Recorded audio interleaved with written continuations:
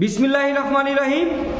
আর্থ travel guide থেকে আমি মোহাম্মদ সোহাগ আপনাদের সবাইকে জানাচ্ছি অনেক অনেক শুভেচ্ছা এবং ভালোবাসা, সেই সাথে সালাম, আসসালামু আলাইকুম। তো আজকে আমি আপনাদের সঙ্গে আলোচনা করব আপনারা যারা দুবাইতে বৈধভাবে ওয়ার্ক পারমিট ভিসা যেতে চাচ্ছেন। এখন প্রশ্ন হচ্ছে, দুবাইতে আদৌ ওয়ার্ক পারমিট ভিসা চালু আছে কিনা? আমি এক কথায় উত্তর দিব না। বর্তমান সময়ে দুবাইয়ে কোনো ওয়ার্ক পারমিট ভিসা চালু নেই, তবে এর বিকল্পে একটি ভিসা চালু আছে।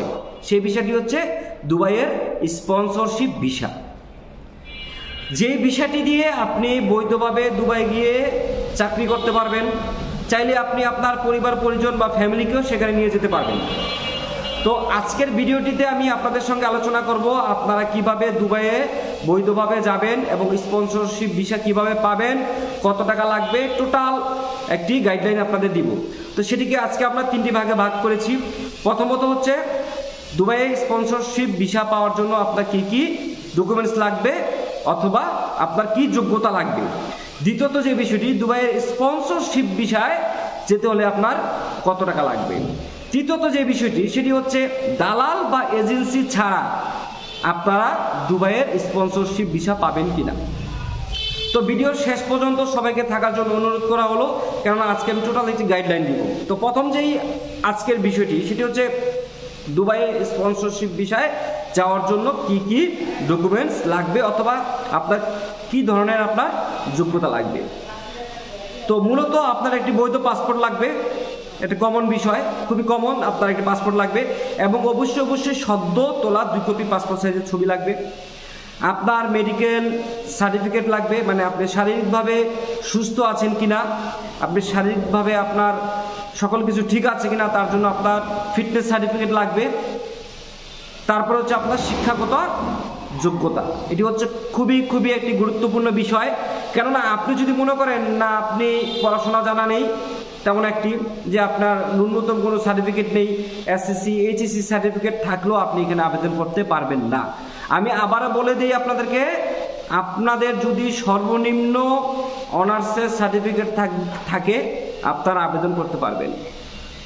দুবাইয়ে প্রফেশনাল যে ভিসাটি, যেটিকে আমরা স্পন্সরশিপ ভিসা বলি, সেটির জন্য আপনার সর্বনিম্ন আপনার অনার্স কমপ্লিট লাগবে, মানে যে কোনো বিষয়ের উপরে হোক, ডাজেন্ট ম্যাটার, বাট ন্যূনতম আপনার স্নাতক ডিগ্রি লাগবে। এটি হচ্ছে আপনার যোগ্যতা। যদি আপনার এই ধরনের ডিগ্রি থেকে থাকে তাহলে আপনার পাসপোর্ট, তারপর হচ্ছে আপনার ছবি, তারপর আপনার মেডিকেল সার্টিফিকেট তৈরি করবেন। তৈরি করার পরবর্তী যে ধাপ, সেটি হচ্ছে আপনার প্রশ্ন থাকতে পারে যে দুবাইয়ে প্রফেশনাল বিষয়ে গেলে আপনার কত টাকা খরচ করতে পারে। এটি ডিপেন্ড করে হচ্ছে আপনার কোন টাইপের বা কোন ক্যাটাগরির বিষয়ে আপনি যাবেন। যেমন আপনি যদি কৃষিতে যান একরকম, মানে ওখানে অনেক খেজুর বাগান আছে, খেজুর বাগানে যদি আপনি চাকরি করেন এক ধরনের ভিসা।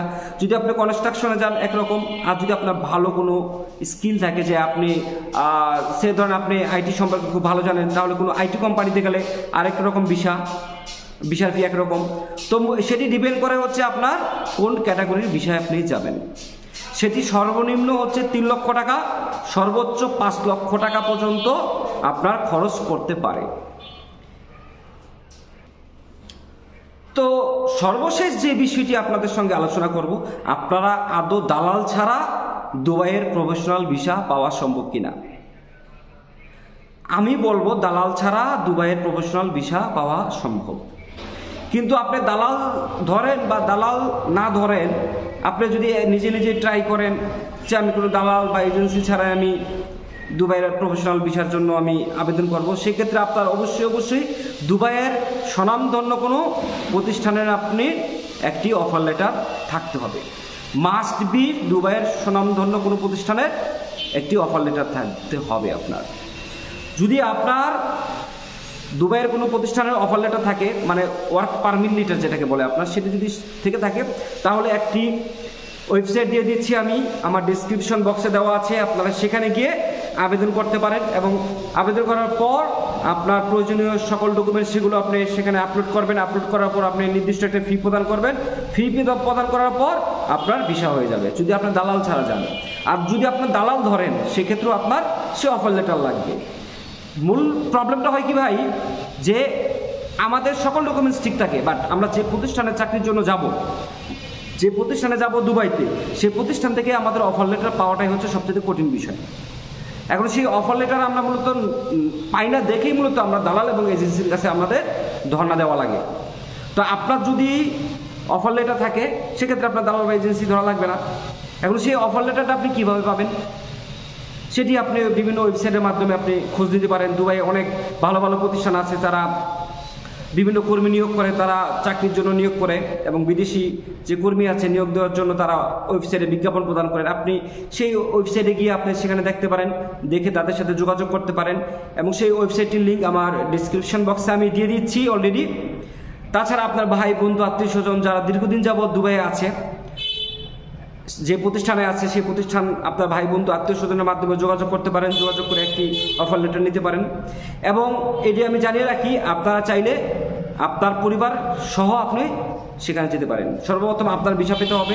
ভিসা পাওয়ার পর আপনি যখন সেখানে যাবেন, কিছুদিন থাকার পর আপনার পরিবার যদি মনে হয় না আপনার পরিবারকে আপনি দুবাই নিয়ে যাবেন, সেক্ষেত্রে আপনার সেই চাহিদা অনুযায়ী আপনি পারবেন 100% আপনার পরিবার সহ আপনি দুবাইতে স্থায়ীভাবে বসবাস করতে পারবেন।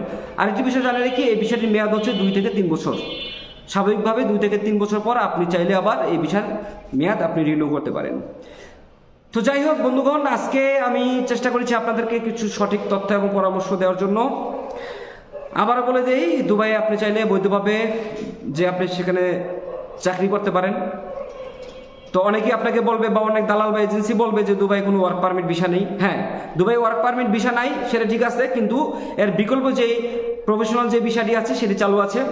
সেটি one kind of work permit ভিসার মতোই এটা বলা চলে, এবং বলা চলে সেটা হচ্ছে আরও ভালো মানের বিষয়টি। তো আপনাদের যদি কোনো প্রশ্ন থেকে থাকে আমাদেরকে কমেন্টসের মাধ্যমে জানাবেন, আমরা চেষ্টা করবো আপনাদেরকে সঠিক তথ্য এবং পরামর্শ দিয়ে আপনাদেরকে সহযোগিতা করার জন্য।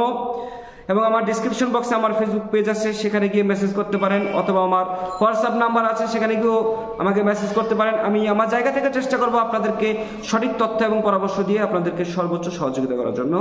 সবাইকে অসংখ্য ধন্যবাদ জানাচ্ছি, সবাইকে আবারও সালাম, আসসালামু আলাইকুম।